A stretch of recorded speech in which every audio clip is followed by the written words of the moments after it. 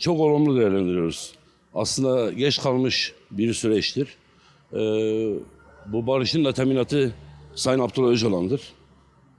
26 yıllık tecrit koşullarında bunu başaran tek lider, tek önder diyebiliriz.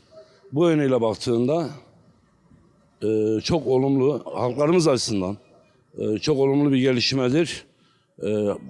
Birey olarak da, toplum olarak da önderliğin arkasındayız, destekliyoruz bu süreci. Başkan Apo, Kürt halkının tarihsel bir önderidir. Bunu yaşamıyla ispat etmiştir. Mücadelesiyle ispat etmiştir. Şöyle bakmak lazım, Başkan Apo'yu anlamak için Kürt toplumu açısından her şeyin yok sayıldığı, adeta mezara gömüldüğü bir süreçte bu kadim halkı tekrardan muazzam bir mücadeleyle bugün gelinen noktada 100 yıllık tarihsel düşmanlık yapan sistemin Kürt halkının varlığını kabul etmesini sağlamıştır. Bu yönüyle baktığında da bütün bu çabalar bir 40-50 yıllık verilen mücadelenin sonucudur. Aynı zamanda Önder Apo'nun tarihsel öngörüsüdür. Önderlik gerçeğidir. Kolay önder olunmuyor. Toplumunu iyi tanıyan, tarihsel ve toplumsal gerçekliğini iyi anlayan bir önderlik gerçeği var. Sayın Abdullah Öcalan şahsına bunu diyebiliriz. Düşünün ki 200 yıla yakın bir süredir gerek inkar edilen, imha edilen, asimile edilen bir halk gerçekliğimiz var. Onu kalkıp mezardan adeta mezara gömülmüş bir halkı bugün tekrardan bu mücadele sayesinde varlığını kabul ettirmiştir yani. Biz Başkan Apo'yu şöyle tanıyoruz. Özgürlüğün olmadığı hiçbir yerde ben yokum der. Aslında bu bireysel özgürlük değil. Toplumsal özgürlüğü kastediyor. Yani Kürt halkı özgür olmadan benim özgür olmam bir şey ifade etmez. Yani Sayın Öcalan'ın özgürlüğü aynı zamanda Kürt halkının da özgürlüğüdür. Ezilen halkların da özgürlüğüdür. Bunu böyle bilmek lazım. Sayın Öcalan bugün fiziki olarak aramızda olursa daha anlamlı, daha değerli olur. Fiziki özgürlüğünü istiyoruz elbette. Kürt halkı bütünlüğüyle önderliğin arkasındadır. Kürt halkının tek iradesidir Sayın Öcalan. Bu konuda kendisine güveniyoruz. Sonuna kadar güveniyoruz. Önder Apo yaşamıyla bunu defalarca kanıtlamıştır. Bugün Kürt halkı bir bütün olarak önderliğin arkasındadır. Süreci destekliyoruz. Yani Önder Apo'nun her sözü bağlayıcıdır. Bizim için değerlidir. Aramızda olması gerekir.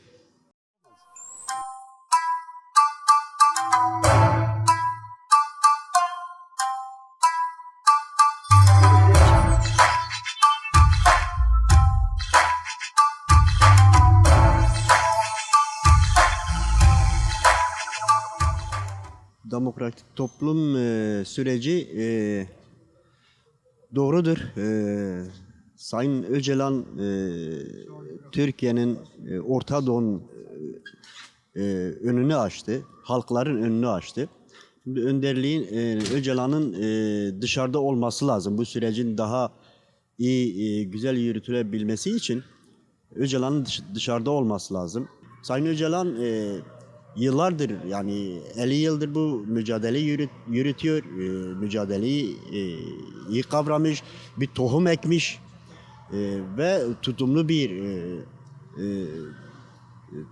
tarlada Öcalan bunu yapmış yani.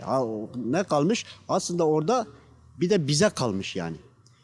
Kürt halkına kalmış. Kürt halkı Sayın Öcalan'ın elini ne kadar güçlendirirse, halkımız ne kadar Öcalan'ın elini güçlendirirse o kadar o da orada şey yapar. Ama Öcalan'ın dışarıda olması lazım yani. Dışarıda olmadığı bir sürece halk biraz buna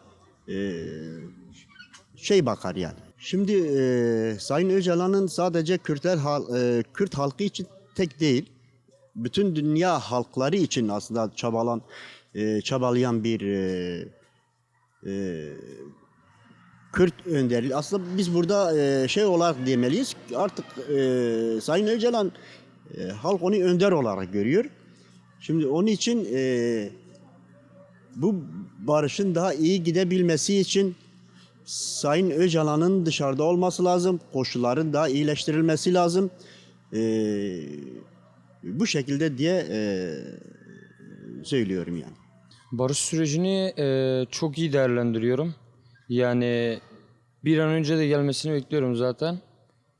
Şöyle söyleyeyim, yeterince her iki tarafta mesela yeterince birbirlerini üzdüler, yeterince kan döktük. Yani yeterli bu kadar, artık barış gelmesini istiyoruz. Yani bu koşullarda Sayın Öcalan'ın serbest bırakılması mesela ilk adım olacaktır. Sayın Öcalan mesela aynı zamanda millet onu bir önder olarak seçti zaten. Yani dışarıda olması çok iyi bir barış sürecine ulaşacaktır görüşlerimce.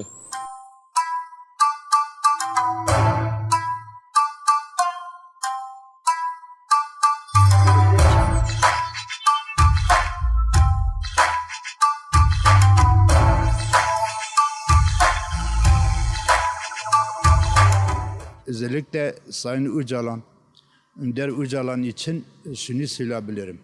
Yani tarihte binlerce yıldan beri çok sevilen insanlar vardı. Kimi öldürüldü, kimi yakaladı, Hazreti İsa gibi diğerleri, hiç kimse onun için kendi feda etmedi. Sadece önderlik için dünyada rekor kırdı. 200 kişi kendi yaktı. Sadece önderlerin yakalaması için. O 200 kişi içinde 80 kişi hayatını kaybetti. 80 kişi şehit oldu. Onun için bir an önce önderliğin bırakılması, iyi ki önderlik var. Eğer o olmasaydı kimse de silahlı çatışmayı durduramazdı. Aslında Kürtler çok dargın da oldular. Yani herhangi Türkiye bir adım, bir söz vermeden nasıl silah bırakılır, nasıl örgüt feshedilir?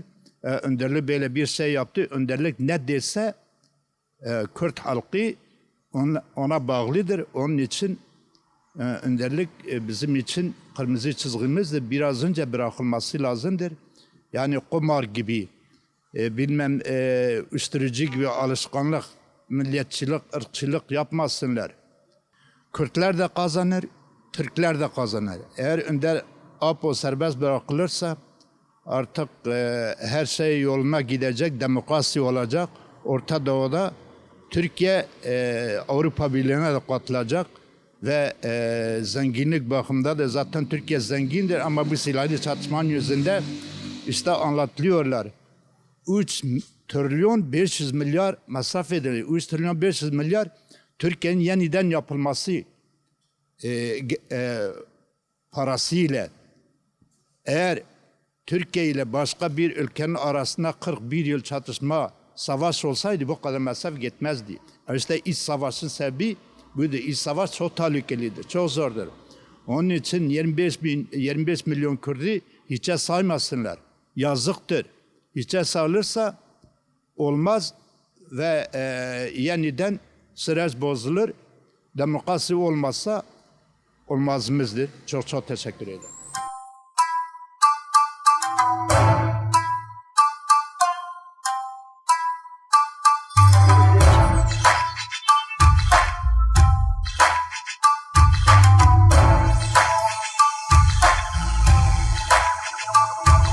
Barış süreci Allah Teala Kur'an-ı Kerim'inden Bismillahirrahmanirrahim ayet gönderilmiştir. Ne için gönderilmiştir? Bismillahirrahmanirrahim ne diyor? Barış ne içindir? Aşiti ne içindir? Barış innemel müslimûne ihvetun. Bütün Müslümanlar kardeştirler. Bütün Müslümanlar kardeş olduktan sonra onların aralarından barış olması şarttır. İnnemel müslimûne ihvetun fe eslihû bene ehebeküm. Fe eslihû yani barışın aralarından yapın. Ondan sonra birbirinize hiçbir zarar verilmeden Hiçbir zarar verilmeden herkesi barıştırın. Kim olursa olsun. Müslüman, gayrimüslim, Kürt, Türk, Arap, Fas fark etmez. La farkayne beynel arabi vel acemi illa bit takva. Fark yoktur. Acemlerden, Türklerden, Kürtlerden falan yoktur. İllah nedir? Kim kendine ondan sonra Allah Teala'ya iyi olursa, ibadet yaparsa o adam iyidir. Hasta olanların cenazelerin çıkarmaması için onların herkes serbest azat etmesi gerekiyor. En baştan Sayın Öcalan'da bizzat ondan sonra kim olursa olsun oradan kalmaması, Kürt, Türk, Arap, Fas konusunda hasta olanları en başta bıraksınlar. Ondan sonra diğerleri de Allah Teala herkesi de selamet, furet Allah Teala herkese de versin. Hepsinize yani biz diyoruz ki yani onlar kalmasın orada. Gerekir yani Sayın Öcalan kim olursa olsun çoğusu bu hasta olanları da Allah onları da bıraksınlar. Bir de Sayın Öcalan'ı da bırakması şarttır. Zaten Nelson Mandela gibi adam çıkmadı mı çıktı. İşte şimdi nerededir? Şimdi kendi evindedir. Teşekkür ederim. Sağ olun. Allah razı olsun. Bu görüşme yani pratik olarak yapılması önemliydi, gerekliydi de. Çünkü gerçekten 25 yıldır, 26 yıldır tecrüde tutulan bir kişinin siyasi olarak devlet tarafından kabul edilmesi anlamına geliyor. Bu önemliydi hem Kürt halkı için hem yürütülen özgürlük mücadelesi için önemliydi. Çünkü bir nevi artık devlet bu konuda gerçek muhatabını da tanımış oldu. Ve bu siyasi olarak da önemliydi. Ama tabii muhatap almaları yetmiyor. Bu sefer gerçekten şu anda halkın kafası karışık. Çünkü orada ne konuşuldu? Bu kamuoyuyla tamamıyla paylaşılmadığı için ve paylaşılan tutanaklar ya da paylaşılan durumlar da tam olarak devlet kendi tarafına, kendi yararına uygun gördüğünü paylaştığı için şu anda tam olarak orada ne konuşulduğunu halk bilmiyor. Halkın bunu da bilmesi lazım ve bu konuda bilmesi çerçevesinde de sürece belki daha iyi sahip çıkabilirler. Ama şu anda halkın kafasında bazı soru işaretleri var. Niye bu böyle yapıldı? Acaba devlet sadece kendi görmek istediğini mi görmek istiyor? Yoksa gerçekten işte duyarlı, hassas yaklaşıp süreci daha ilerletmek mi istiyor? Bu halkın kafasında şu anda bir soru işareti. Tabii ki hepimizin kafasında da. Yani devletin atması gereken bir sürü adım var ama en başında mesela siyasi tutsaklar ya da hasta tutsaklar özellikle bu konuda daha ciddi yaklaşması gerekirdi. Şimdiye kadar en azından silah bırakmaya, kongrenin kendini feshetmesine karşılık şu anda en azından hasta tutsakları bırakmış olmaları gerekirdi. Hatta silah bırakan 30 PKK mensubunun da en azından ülkeye geri dönmeleri için derhal bir yasal düzenleme yapabilirlerdi. Mesela bunlar yapılmadı. Bunlar yapılsaydı şu anda en azından halkın sürece olan güveni daha ileride olabilirdi. Çünkü şu anda halk pek fazla hem devlet yetkilileri tarafından ya da hükümet tarafından gösterilen tutumu pek samimi bulmuyor. Özellikle Kürt halkı. Türk halkı da şu anda pek samimi görmüyor.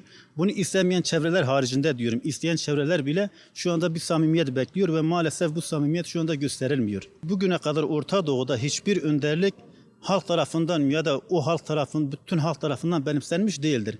Bugün desek ki Kürt halk önderi Sayın Abdullah Öcalan bir mücadelenin sahibidir. Bugün bir mücadelenin büyütücüsüdür, geliştiricisidir ve şu anda Kürt toplumunda en çok talep gören ya da inanılan bir önderliktir. Devlet de bunu artık kabul ediyor ki kurucu önder sıfatıyla tanımlıyorlar. İşte eğer bugün Kürt halk önderi Sayın Abdullah Öcalan eğer dışarıya çıkarsa hem fikirlerini daha rahatça halka, topluma kavuşturabilir, hem Orta Doğu'daki dengelere daha çabuk çözüm ya da fikir geliştirebilir ve bu aynı anda da Kürt halkının bir nevi artık inkarının son noktası olmuş olur. Onun haricinde de sürece ve devlete ve gidişata da güven daha artar toplum tarafından. Ve tabii devletin de artık atması gereken bazı somut adımlar az önce de bahsettiğimiz gibi hasta tutsaklar, siyasi tutsaklar ve şu anda davaları diyelim anayasadan dönmüş, ahimden dönmüş kişilerin de derhal serbest bırakılması lazım ve gereken özgürlük yasaların hemen çıkarılması lazım.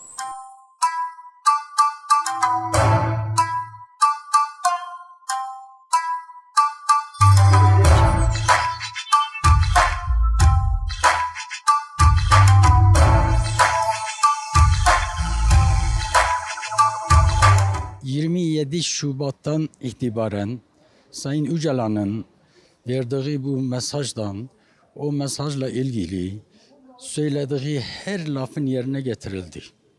Şimdi PKK'nın kendisini fasketti, silahlarını yakmasına, bölgede çekilmesine, bunlar hepsini desteklediğimiz bir şeydir. Yani bunlar o günden bugüne kadar herhangi bir ne gerillanın cenazesi ne de askerin ne bir polisin cenazesi gelmesini duymadık. Bu güzel bir şeydir. Bu halkın istediği bir şeydir. Elimizden gelen bu süreçle ilgili Sayın Öcalan'a destek vereceğimize iletiyoruz. Şimdi bu süreçle ilgili hükümete düşecek görevler var. Hükümet de, meclis de, bu meclisten oluşan komisyonun bunların kendi üstlerinden düşen görevlerini yapmasını istiyoruz ki bir daha bu süreç elimizden geçmesin. Bu süreç çok önemli. Barış süreci, huzur süreci. İnsan artık yani savaşı tartışmayacak bir süreç. Onun için destekliyoruz. Bu bütün 81 milyon insanın bir faydasıdır. İktidarın, devletin faydasıdır. Çünkü eğer savaş olmadığı takdirde herkes kendin önemli sorunlarla tartışacak. Dediğim gibi yani önemli sorunlar vardır. En önemlisi de bu Kürt sorunu bitirmesini gerektiğini bir sorundur. Eğer bu Kürt sorununu bitirdikten sonra diğer sorunlar her şey kendiliğinden gelir. Meclis rahatla görevini yapar, komisyon yapar, iktidar kendini görevini yapar, halk ellerinden geleni yapar, çabası yapar. Sen bugün bakıyorsun, esnafa bakıyorsun şikayetçi, çiftçiye bakıyorsun şikayetçi, işçiye bakıyorsun şikayetçi, normal vatandaşa bakıyorsun şikayetçi. Bu neden? Hep bu savaşla ilgili ekonominin bu sıkıntıya girdiği her şey ona bağlıdır. Avrupa İnsan Hakları'nın bir kararı var. Yani ümmet hakkı denilen bir yasa var. O ümmet hakkının onun hakkıdır. Şimdi bir insan bir şey yapmak için bu ağır sorunu, bu barışı ilerletmek için biraz rahat çalışması lazım. İmkan verilmesi lazım. Sen dört divarın arasındaysan sen ne yapabileceksin? Evet, heyetler gidip geliyor ama o yetmez. Kendisi dışarıda olsa bizzat birebir görüşürse %100 bu sorunu bitirmeye çalışacak. Yani istediği şeyi söyleyecek ve kabul ettirecek. Çünkü Sayın Öcalan'ın bir ağırlığı vardır.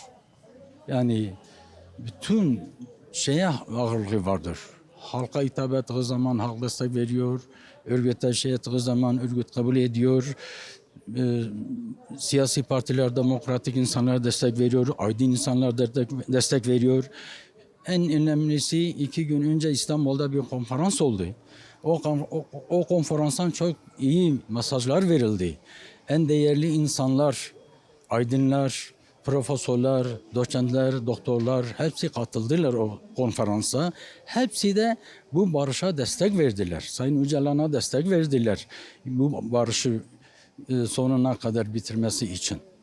Onun için mutlaka bu süreci hem iktidar, hem meclis, hem komisyon zaten Sayın Öcalan'ın üstüne düşeni yapıyor. Bunlar da üstlerine düşecek vazifelerini yerine getirilirse o zaman hepimiz huzur içinden yaşayacağız. Yani ne bir kan dökülmesi, ne bir ne bir huzursuzluk, bir huzur. Halk olarak huzur istiyor. Bir memlekette huzur olduğu zaman yani artık her şey kendiliğinden düzelmeye gelecek.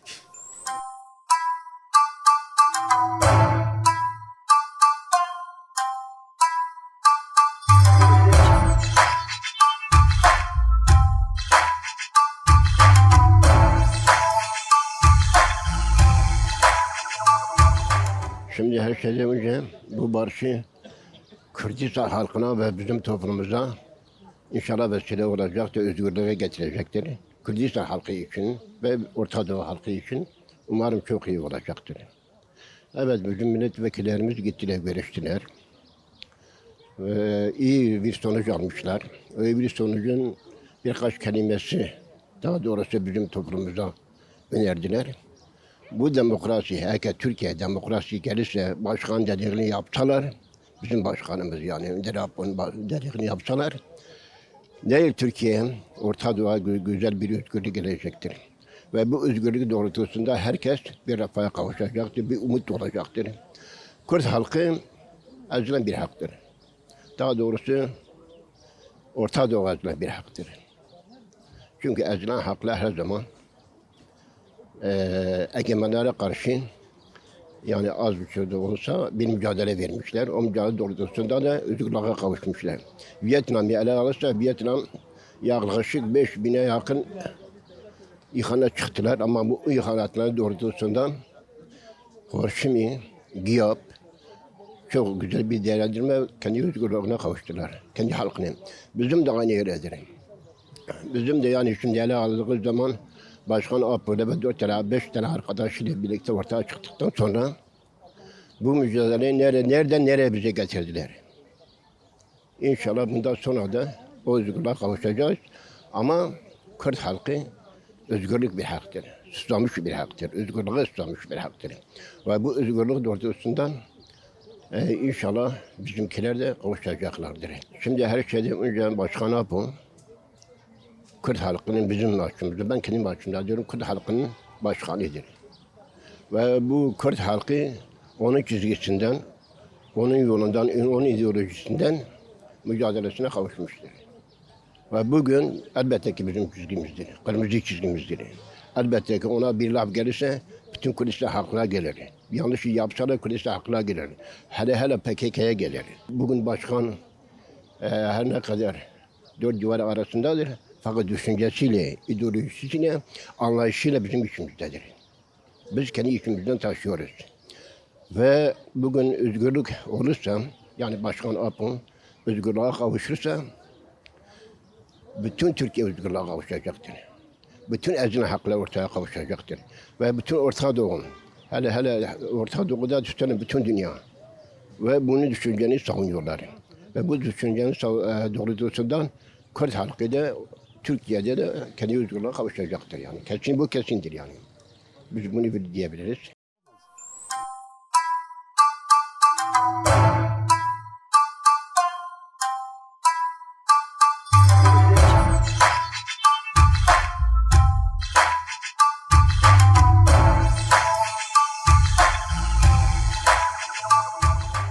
Şimdi PKK 50 yıl mücadele verdi, savaştı, direndi, Kürt halkı direndi.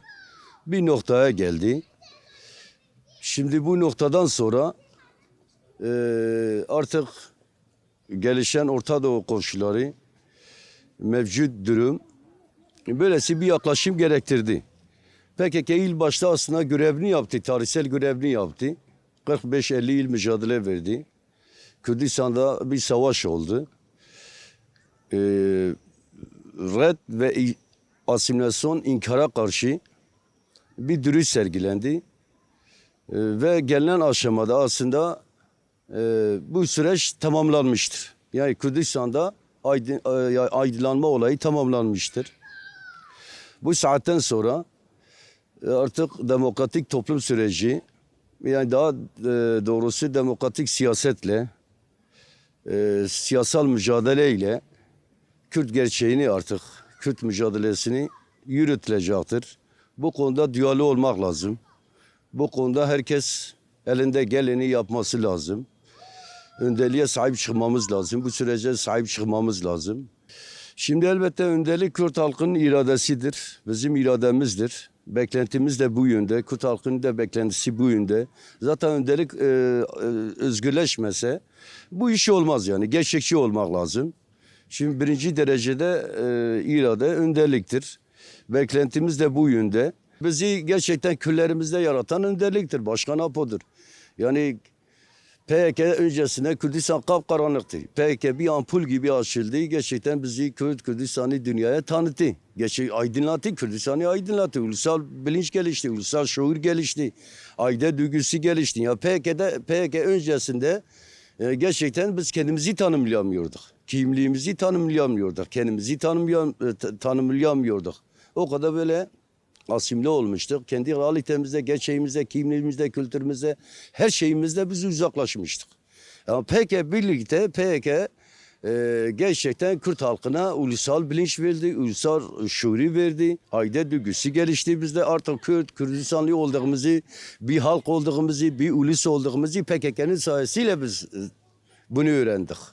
PKK öncesinde Kürdistan'da yaprak bile kıpırdamıyordu. PKK çıkmasaydı bugün gerçekten çok farklı şeyler olurdu. Bu konuda gerçekçi olmak lazım. Yani 80'den önce bir sürü parti, örgüt, fraksiyonlar vardı. Hepsi 80 darbesiyle birlikte hepsi Avrupa'ya gitti. Kaçtı, mültecileşti ama PKK dağı seçti. PKK direnişi seçti. PKK savaşı seçti. PKK dürüst sergiledi ve faşizme karşı 40 yıl bu faşizan yaklaşımlara karşı, TC devletin inkarına karşı PKK mücadele verdi. Savaştı ve direndi. Bir noktaya getirdi.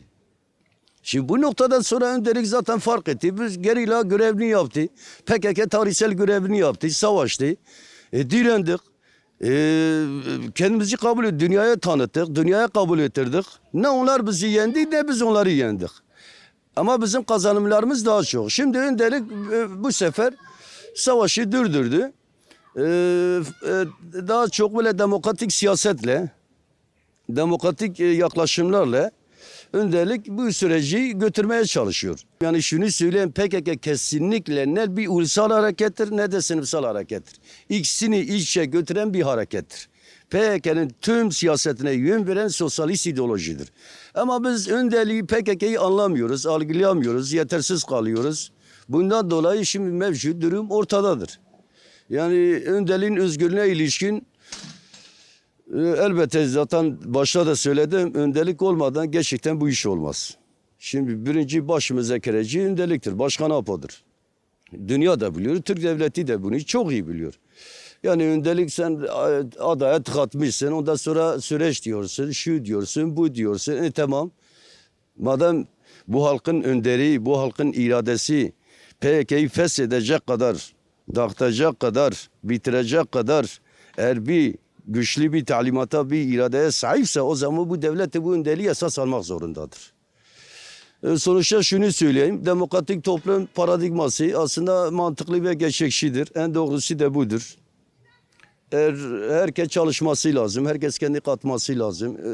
Önderliğe sahip çıkmak lazım. Önderliğin eli güçlendirmek için herkes kendi cephesine bir dürüst sergilemesi lazım. Ve zafer bizim olacak. Beysere o kapı diyorum.